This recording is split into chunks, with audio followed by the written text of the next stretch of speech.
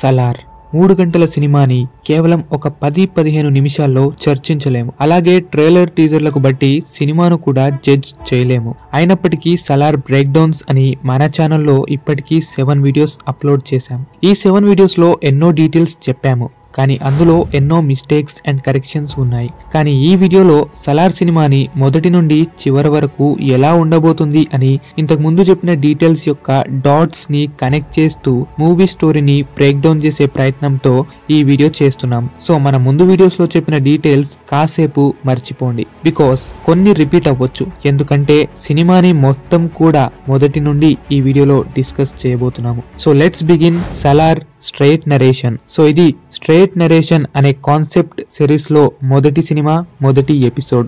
తర్వాత ఈ series continue చెయ్యాలా వద్దా అనేది ఈ వీడియో రెస్పాన్స్ బట్టి ఉంటుంది. ఇక కథలోకి వెళితే అది 1000 ఏళ్ల నాటి చరిత్ర. కొంతమంది క్రూర మృగాల మాదిరిగా తిరుగుతున్న మనుషులు, వారే బందిపోట్లు కాన్సర్ అనే ప్రదేశానిపై చెయ్యెత్తి 100 సంవత్సరాల పాటు నిర్మిస్తూ వారసత్వాన్ని ముందుకు నడిపారు. అలా కాన్సర్ ని ప్రస్తుతం రాజమనార్ అనే వ్యక్తి ఏలుతున్నాడు.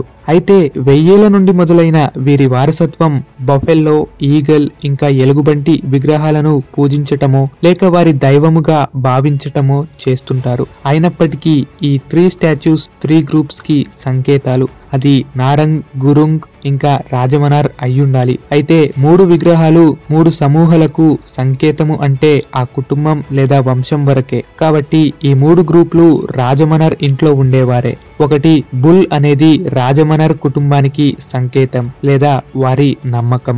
అయితే రాజమనార్ పుత్రుడు వరద రాజమనార్. వరద రాజమనార్ ఈ కాన్సర్ కి కాబోయే రాజు అనగా సుల్తాన్. కానీ వరద రాజమనార్ ఎప్పుడు తన స్నేహితుడితో అంటే దేవాతో తిరిగేవాడు. ఒకరోజు వరద రాజమనార్ కి ఒక వ్యక్తి ఎవరో ఏదో అని ఉంటారు. అప్పుడు దేవా ఎవర్రా అంటూ వరద రాజమనార్ ని పట్టుకొని ముందుకొస్తాడు. అలా ఆ వ్యక్తి ఇక్కడ కుస్తీ పోటీలో నిలిచిన వాడే అని దేవా గుర్తిస్తాడు. దేవా ఎవర్రా అని చెప్పే షాట్ లో వెనక కొందరు జైజేలు చెప్పడం చూడొచ్చు. సేమ్ ఈ ఫైట్ స్టార్ట్ అయ్యాక ఇక్కడ జైజేలు కొడుతున్నారు. కాబట్టి ఈ సీన్ కి ఇది కంటిన్యూషన్ అని చెబుతున్నాను. ఆ తర్వాత వరదరాజమనర్ ని అన్నవాడిని ఊరికే వదలలేనని దేవా ఆ వ్యక్తితో కుస్తీ చేసినా నిలిచే అవకాశం అయితే లేదు. అందుకే తన ప్రాణం ఎంతని కరెంటును తాకి అవతల వాడికి కూడా చావును రుచి చూపిస్తాడు. అప్పటికీ బయటపడ్డ దేవాకి తర్వాత కొన్ని కాన్సిక్వెన్సెస్ ఫేస్ చేయాల్సి వస్తుంది. ఇన్ని రోజులు దేవా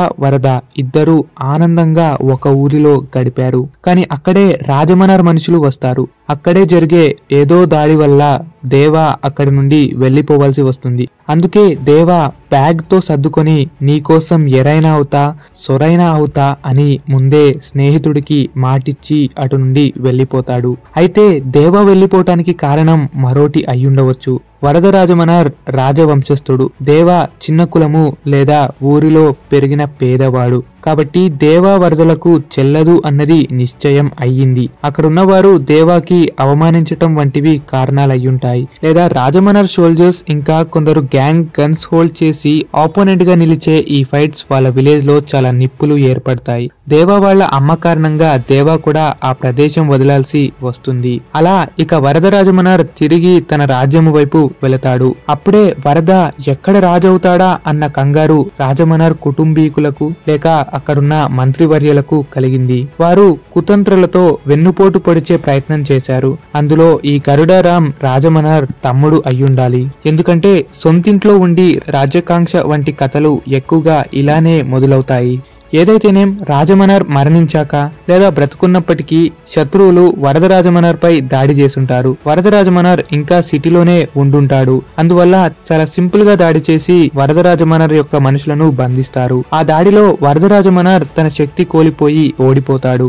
అలా గరుడారాం వరద ముందుకు వచ్చి తన ముక్కుకు ఉన్న రింగ్ ని లాగి తన వంశ గౌరవం లేదా రాజపుత్రుడికి చేయాల్సిన అవమానముగా భావించి వరద రాజమనార్ ని అగౌరవపరుస్తాడు. మేబీ వరద రాజమనార్ ని పారిపో, ఇంకో అవకాశం ఇస్తున్నానని గరుడారాం వదిలేసుంటాడు. లేదా వరద రాజమనార్ తప్పించుకుని ఉంటాడు. ఇంకో పక్కన గురుంగ్, నారంగ్, రాజమనార్ గ్యాంగ్స్ అన్ని వరద రాజమనార్ కి అగేన్స్ట్ గా ఉన్నాయి. వరద రాజమనార్ కి సైన్యం లేదు. ఎవరిని తెచ్చుకోవాలా అని దిగభ్రాంతంలో ఉన్నాడు.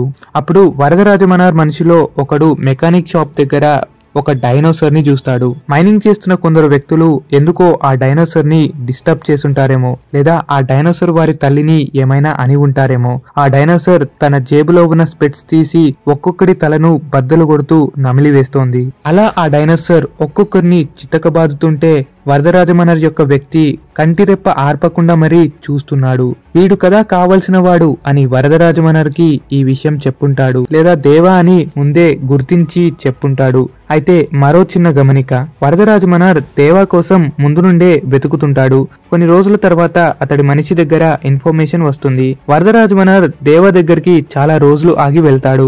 ఎలా అంటే ఈ గాయం చూడొచ్చు, కానీ దేవా దగ్గరికి వెళ్ళగానే ఆ గాయం చాలా వరకు నయమయ్యింది. అంటే ఎన్నో రోజుల తర్వాత దేవా గురించి వరద కనుక్కుంటాడు. అలా దేవా దగ్గరికి వెళ్లిన వరదరాజమనర్ తన రాజ్యమే తనకు తిరిగి కావాలని కోరుతాడు. దానికి దేవా ఒక తెలియని వాడిగా గేట్ ఎంట్రీ ఇస్తాడు. ఎలా అయితే ఎంతో మంది నారంగ్ గురుంగ్ వారు ఎంట్రీ ఇస్తున్నారో, లేదా ఒక మామూలు మెకానిక్ వాడిలా కూడా కావచ్చు.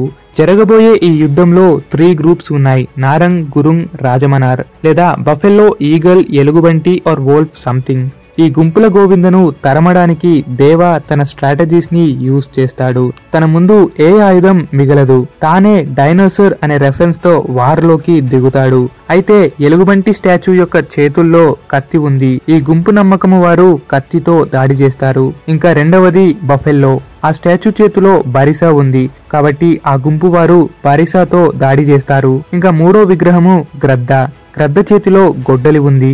ఆ గుంపు వారు గొడ్డలితో యుద్ధం చేస్తారు. అయితే ఈ గుంపు ఏ ఆయుధం అన్నది వదిలేస్తే దేవా కూడా బరిస, గొడ్డలి, కత్తితో యుద్ధం చేస్తున్నాడు.